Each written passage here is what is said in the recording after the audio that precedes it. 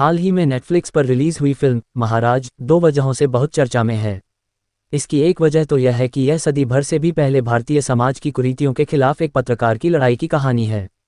वहीं दूसरी खास बात यह है कि इसमें बॉलीवुड के मिस्टर परफेक्शनिस्ट आमिर खान के बेटे जुनैद खान पहली बार सिल्वर स्क्रीन पर नजर आए हैं। ये फिल्म गुजराती पत्रकार सौरभ शाह के साल 2014 में आए उपन्यास महाराज पर आधारित है।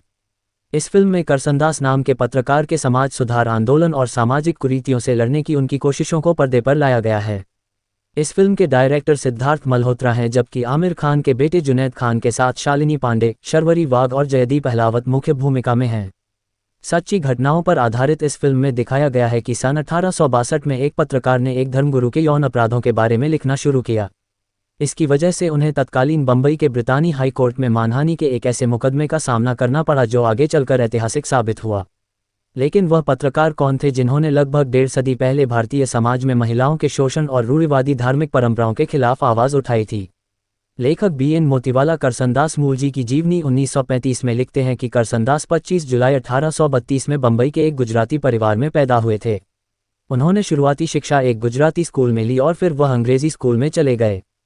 फिल्म में बताई गई कहानी के अनुसार वह बचपन से ही प्रतिभाशाली थे और समाज के रीति रिवाज के बारे में सवाल उठाते थे।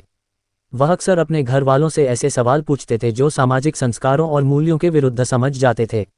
उदाहरण के लिए, हम हर दिन मंदिर क्यों जाते हैं? क्या भगवान गुजराती भाषा समझते हैं? क्या वह भगवान हमारे गांव से हैं? और औरतें हमेशा क्यों घूंघट में रहती हैं? करसनदास मूलजी गुजराती भाषा के पत्रकार थे जिन्होंने धर्म के नाम पर महिलाओं के यौन शोषण के बारे में लिखना शुरू किया था।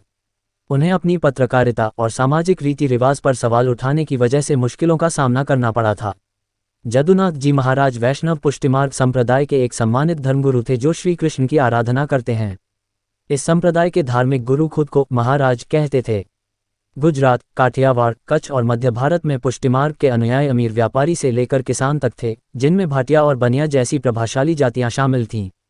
इस संप्रदाय के धर्मगुरु चरण सेवा नाम की रीति के जरिए महिला श्रद्धालुओं के भरोसे का गलत इस्तेमाल करके उनका यौन शोषण करते थे और उसे धर्म की एक परंपरा के तौर पर पेश करते थे।